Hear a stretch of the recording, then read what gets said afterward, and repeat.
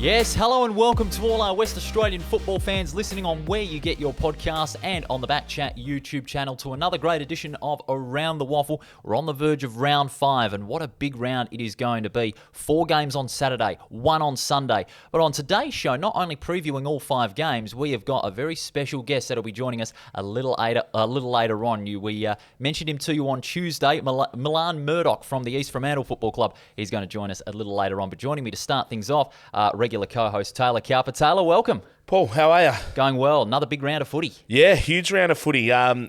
Just between you and me, we were at Curtin yesterday watching a game of basketball. That was unbelievable. Well, we're not a basketball player. We won't talk about that, but good to see. This is the third time I've seen you this week. It's just too much. Too much. Come on. Well, as if once is not enough. Oh, well, I would say twice is enough. But now 3 times, we've upped the ante. Yeah, no, but huge round of footy. There's a lot to talk about. We've got Milan, obviously, coming on a little bit later on too. Only a couple of minutes away, but yeah, massive round of footy and some cracker games coming up. 4 out of the 5 games, very tough to pick. We'll get into that in just a little bit. But just before we have Milan Murdoch join us a little later on, there's been a bit of a rumour floating around Perth radio from the South Fremantle salary cap breach that is still being talked about months after the penalty was announced, $25,000 fine and 8 premiership points being docked, that it looks like the CEO, who's now left the club, may have been the alleged scapegoat. No. Cam Britt's the CEO there. Okay. It was Marty Atkins, and this is all rumour and speculation. I heard on 6PR this morning, and I've been trying to call some people and find out some information, but there was a rumour on 6PR from Mark Reddings just saying that Marty Atkins, who was a part of women's football and community and a whole range of other things down there at South Fremantle, has been made out to be a bit of the scapegoat for this situation. And I'm not sure if it's true. It's only a rumour at this point of view, at this point, but for an official to leave a club halfway through, 2 or 3 rounds into the season, not even halfway through, is really odd. So that just raises a few speculations. There's a lot of rumours about it on 6PR this morning. Don't know if it's true or not. Have literally no idea, but just something that's going around the waffle at the moment. But it is unusual to see an official leave literally 2 or 3 rounds into the season. It's very, very odd considering that, like you said, we're only a month into the season and the aftermath is still being felt over there at South Fremantle, given that they've been one of the prime contenders for the premiership, but also what has gone on off the field with this salary cap breach. Yeah, it still boggles the mind, like 2 or 3 months after the punishments were announced. Well, we knew it would be something that we're going to talk about for a while because, like at the moment, they're still effectively haven't really won a game if you're talking about points on the ladder. But yeah, another tough weekend for them against Subiaco at Leederville Oval. So hopefully get their first points on the board. But just a really unusual story. Yeah, absolutely. Of course, Marty Atkins at South Fremantle until April of this year. But just want to clear, it wasn't the CEO. It was obviously, I've just got it right here in front of me. Marty Atkins, he was the manager of community and female football. Right. Community and female football, that's right. Still, it's quite odd for a figure like him to leave the club just after a short time. Something that caught my attention, and someone who was obviously a great, he was the premiership football manager for them in 2020 and 2005. He was a Simpson medalist, so a great of the game, a great of South Fremantle. Just seems a bit unusual. Yeah, he was a games record holder there at South Fremantle as well. Now, speaking of Fremantle, we're going to go to the other side of town. This is our Round 5 preview. Taylor Cowper and Paul Persick here on Around the WAFL. And that's where we find our first special guest of season 2023. He's been catching everybody's eye in the first 4 rounds of the season. He's averaged 30 possessions in the first 4 games of the season and is an early favourite for the Sandover medal. He wears the number 1 for East Fremantle, Milan Murdoch. He joins us on Around the WAFL. Milan, welcome to the show. Great to have you here, mate. Hi, mate. Thank you. Great to have you on the show. Tell me, first of all, where did the Buddha nickname come from? When I was born, I was pretty fat, I think, and my auntie just started calling me Buddha, and that got around, and now it's stuck. Well, you can say thanks to Russell there. He's actually messaging. He's the water carrier for you guys at the Sharks. He's just sent me a message. He wanted a shout out as well, so we've done that as well. Milan, great start to the season for you and also to the Sharks as well. Talk us through it. Yeah, I think we've had a pretty good start. We haven't versed any of the really top tier teams yet, really. But I think, pretty happy where we're at. We're still, I guess, getting there. It's been hard with so many new forwards and mids coming through with Harry Marsh, Tom Joyce, And then we've had Dylan O'Reilly on the track. Hugh Dixon's back. So I think once we start gelling a bit better, we're going to be playing some good footy. So it's exciting. But also, you mentioned that you haven't played against those top teams as of yet. That first challenge is going to be against West Perth at the WAFL on Saturday. You've played some great games against the Falcons, very close encounters the last three. How do you see this game panning out, especially from the Sharks' point of view when, a lot of people have said that the Sharks haven't really hit their straps completely so far this season? I trust we're going to be good. We've trained well this week. We can't wait to take on West Perth. I'm just really excited. It's going to be a good game. What about the 4 quarters of footy? Something that I know that Bill's been talking about a lot. Milan, obviously, against West Coast a couple of weeks ago, the third quarter wasn't where the coaching staff or the players probably would have wanted it to be. Last weekend against Perth as well, the second quarter was pretty poor. You're only heading in by 1 point in the halftime break there. Is that something that you're going to try and really put together this week? Has there been an emphasis around the club? 100%. We know with West Perth, because they're such a strong team, if we don't show up in that 1 quarter of a game, they will really get on top and dominate us. So we've learnt that, and we're going to come out strong for 4 quarters this weekend. The experience of playing on the WACA just quickly as well must be pretty good for you and your side. It's a nice turf and plenty of scoring opportunities. What's it like playing there? Oh, yeah, we love the WACA. I think it's perfect for our game. Quick ball movement, getting inside 50. We've got such dominant tall forwards down there. So get it deep, they can mark it and kick goals. What was it like actually at the WACA last week? And I saw that it looked, obviously it's a cricket ground of first and foremost, but it was seemed really hard. And I reckon every single time a player actually ran and left the ground, we saw Stan getting kicked up off the ground. What was that like from your point of view? Yeah, it's a pretty hard deck. We always have players coming off with cuts over our knees and that. But I guess it's still the grass is growing back a bit. It's still such a hard deck. So, really. What about playing under Billy Monahan, who's such a very well-prepared coach, studies his opponents in such great detail, and he's really brought the best out of a lot of players, not just yourself, Jonathan Marsh, who came back in the side last week, but also Cody Leggett, also back, and Luke English, who you play in tandem with in midfield so well. Bill's been awesome since he came to the club, obviously.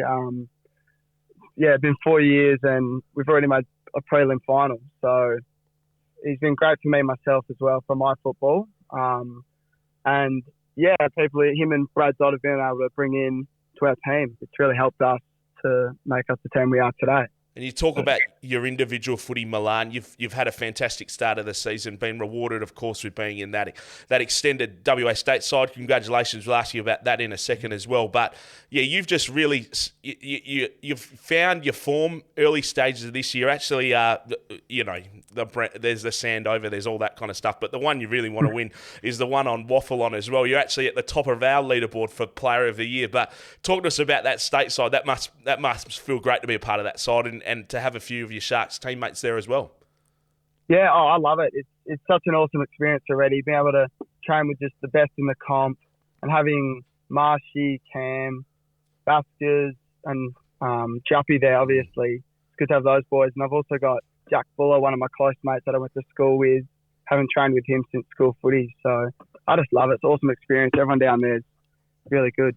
The experience of state football compared to playing club football, how different is that? The obvious that can be, there's a lot of atmosphere, there's a lot of pride representing your state. What's it like from within? And who are the big egos? What's that? We haven't done any main sessions. We've just been going through the zones and bits and that. So it's hard to see, but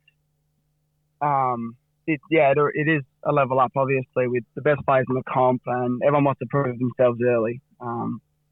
It's a great experience, as I said. Milan, before we let you go, I really want to talk about this one because obviously I'm a Sharks man myself. Saw you play last weekend. I'll be there on Saturday as well, watching you take on West Perth. Hopefully, get the points from me in that one. Just don't want to preempt my tips. But what I want to say, Milan, is you've obviously got, in a couple of weeks' time, you've got the Derby. This might be the last time, Paul, we get to chat to a East Fremantle player before the Derby comes up. Is there anything, I know it's 15 on the trot now, it's got to be talked about in the club between the players, coaching staff. I know at a board level they talk about it as well. What does that mean to you guys as a playing group to actually try and finally, if you can, on WA Day, get that Derby win? We don't really look at the losses, to be honest. We haven't actually really talked about that because our focus is obviously winning the next Derby. So if we focus on the negatives, we're not going to be getting very far. So we look forward to the challenge and we're confident we can beat them this year. I can't wait for that game. Is there much talk internally about, like, obviously it's a massive rivalry that goes back decades, it's the start of the century. Is there any talk in the club about how much that means to, your fans, your members, your supporters and players? Yeah, especially for the locals like me and Cam and a few other boys. It means a lot to us growing up in Freo and growing up in East Fremantle. So it's a massive game for us, especially. And then those that have come over from other clubs, they know what it feels like as well. So just to win this derby would mean a lot to us all. Can't wait for that game at the start of June, and we can't wait for this one on Saturday. Milan, thank you very much for your time here on Around the Waffle. All the best on Saturday against West Perth at the WACA. Thanks, guys. Thank you for having me. Thanks, Milan. That was Milan Murdoch from the East Fremantle Football Club. Fantastic start to the season from Milan. And you spoke about, obviously, Paul, that Fremantle midfield, East Fremantle midfield at the moment. They're really coming in their straps, and you've got Erdley and Jupp in your back line. They've got some really good players in some really good spots that I can see them going pretty far this year. And that complements the forward line that they're starting to get back, and that's the complete picture. Cody Leggett back, John O'Marsh back, who kicked 3 goals, and it's going to be a strong side in the second half of the season, especially when the likes of Blaine Boakhurst comes back as well late in the season. That's when really the stars align for East Fremantle. And it's good to see him around the club as well. He's obviously been at all the games as well. But when you chuck someone with his calibre into that midfield too, obviously Sandover medalist and AFL, played in the AFL too, he is someone I know that they can't wait to get back if he does get back. Oh, fingers crossed that he does. But all the best to Milan and East Fremantle at the WACA on Saturday. This is our Round 5 preview. Taylor Cowper and Paul Persick here on Around the Waffle. All right, let's get to the game previews, TC. First up, and this is a big one, Claremont and East Perth at Revo Fitness Stadium on Saturday. Yeah, well, Claremont have won the last 5 games against East Perth at Claremont Oval by a lot. They haven't won by under 4 goals. So it is going to be hard for East Perth to travel there and get the win against these two sides. Claremont obviously number 2 in disposals. Mark's number 3. They use the ball so well, and so do East Perth so far this season as well. It's going to be a really, really tough game to pick. Obviously 2-10 at Revo Fitness Stadium. We'll go through our tips shortly, but it's just not getting easier to make tips in the waffle at the moment. No, not at all, especially with the round that we've got here. And this game in particular, it's going to be one in the midfield. I mean, you look at the likes of Rogers, Bolton for Claremont, Schumacher, Crowden and Brayshaw for East Perth, star-studded midfields who get first to the football and use it so well. That's where the game is going to be won. Yep, and obviously this is where it's going to pull the difference between the two. They both sit 3-1. They're both up the top end of the ladder. Both teams looking to play finals at the end of the year. So this is where it's make or break for both of these sides, especially for East Perth, who we've kind of spoken about a little bit. Can they sustain their form throughout the whole waffle competition? This is a game early in the season that is very winnable for them at Claremont Oval. Big test, the first real big test of the season. And also another big question, will Jack Buller return? Of course, he missed last Sunday against the West Coast Eagles with injury. Will he return against East Perth? Well, I hope so, because he's a player that a lot of AFL clubs will be looking at, especially in that mid-season draft, if they want to get someone who's got a bit of height, who can kick a couple of goals a game, who can create some opportunities up forward, also when it comes to bringing the ball down to ground as well for some of those smaller forwards. So hopefully from a Claremont point of view, and hopefully for Jack Buller's point of view, because I know that if he wants to take his footy the next step, he's got to be playing footy. And if he does play and puts in a big performance, that mid-season draft come a-calling, and maybe Fremantle or West Coast will make the most of the opportunity. Who wins? We're going to run our tips now. For me, I am going to go Claremont purely because it's at home. What about yourself? I'm saying East Perth. Okay. I'm saying East Perth to have a rare win over at Revo Fitness Stadium. Like you said, Claremont have won the last 5 games over there. They haven't won since 2017, right. long time. But East Perth for me by about a couple of goals. It'll be an absolute cracker. Speaking of crackers, of course, we just spoke to Milan Murdoch earlier about this game. East Fremantle versus West Perth at the WAFL. I'm going to be at this one doing the call for the AFL app. This one's going to be a beauty. Yeah, I'm really excited about this one as well too, Paul. Just looking at the other games and not preempting them, I do reckon that this one is one of the game of the round, and it is going to be a hard one to tip. In this one, does someone laugh at me? I always say the game of the round, don't I? But no, I do think this is going to be an absolute cracker game. The West Perth obviously coming off a loss last weekend to Subiaco. And without Aaron Black. Without Aaron Black as well. East Fremantle, they've just been playing extremely well. Number 1 in disposals at the moment. Tackles, their pressures there as well. Hit-outs and then midfield, getting first use of the footy is an area where they can really lift at the moment as well. But, they are playing extremely good footy. And the stat that stands out to me, Paul, and we can chat about it if you want, inside 50s per goal, number 3 in the competition. So when they're getting it inside their forward 50, East Fremantle, when you got players like John O'Marty, you talked about Cody Leggett before as well. When they're getting the ball in there, they're using it extremely well and they're scoring. So, on the other side of the coin, West Perth, inside 50s per goal, they're ranked number 1. Yeah. So even without Aaron Black, you have the likes of Luke Meadows, even you got Tristan Hobley can play a little bit of midfield as well. Shane Nelson, who came back into form a couple of weeks ago against Swan Districts.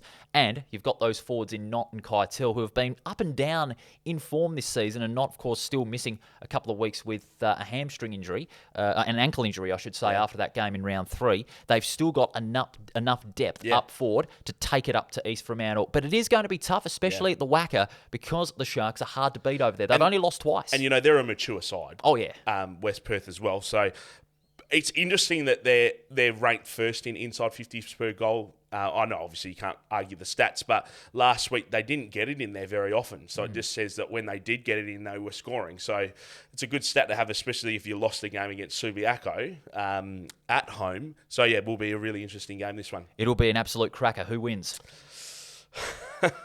You've got your heart and your head to deal with. You've got your heart and your head to deal with. I'm going to go East Freo at the WACA. I'm going to say East Fremantle as well, but only just. I reckon it's going to be less than a goal. You reckon West Perth are going to lose 2 in a row? I would think so, yes. Okay, interesting. Well, we'll see how it goes. You are shocked internally, aren't you?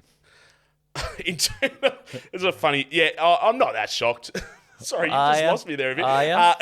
I'm not that shocked. East Fremantle are a good side at the moment. I just thought, if I'm going for East Free, I thought you'd go for West. No, I'm going to go East Fremantle. But make no mistake about it, it's going to go down to the wire. Yeah, fair enough. Unlike this game, I'm afraid, West Coast and Perth at Mineral Resources Park on Saturday, the school of conscience, school of thought rather, around the WAFL fans would be how much Perth, given how many injuries that the Eagles have suffered.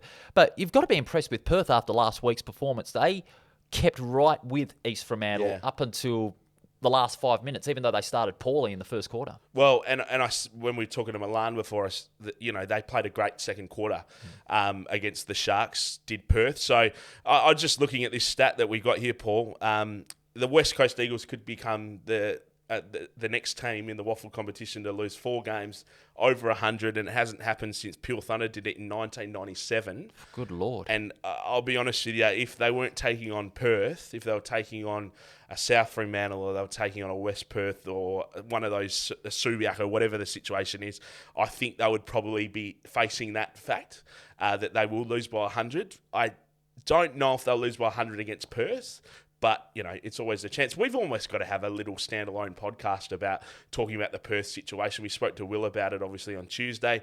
But, they are in a bit of trouble at the moment. And if they do lose this game by over 100 points, some serious questions have to be asked. Oh, yeah, and it'll be all over the mainstream media and various podcasts like this one about how the West Coast Eagles can solve their troubles. And Scully mentioned it so well. It's a West Coast Eagles problem, but also a WAFL problem as well, on equal sides of the coin. Well, look at this. Disposals, they rank 10 at the moment. Marks, they rank 10. Tackles, they rank 3. They just don't have the ball, so the tackle count's going to be high. Hit-outs, they rank number 6, but points against their number 10, obviously, that makes sense. Points for their ninth. 9. And then also inside 50s per goal, they're ninth as well. So, they are... And I reckon questions will be asked. I heard Cam Britt, the CEO at South Fremantle, he was on radio the other day. I was listening to that interview with interest, and he said the same thing. Questions have got to be asked about how the Football Commission, along with the West Coast Eagles, make this work. They've got to... I know that a CEO of another club's not going to come forward and say we need to lift restrictions, we need to do all this kind of stuff for them to be on a level, even playing field. But something like that has to be done in order for the Eagles to be competitive. And that really puts the game that they've got against Perth into, secondary thought. Not in a bad way, but because there's so much talk over the Eagles, especially when you've got a good Perth side that is aching for a victory. And, it's not being talked about in the first thought. The other thing at the moment is they're basically a reserve side. Yes. They've got some great players in there. But what happens if, come the end of the season, a West Perth are playing the West Coast Eagles and they want to rest some players?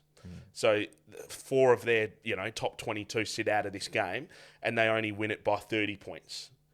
But at the start of the year, a South Fremantle smashed them by 100.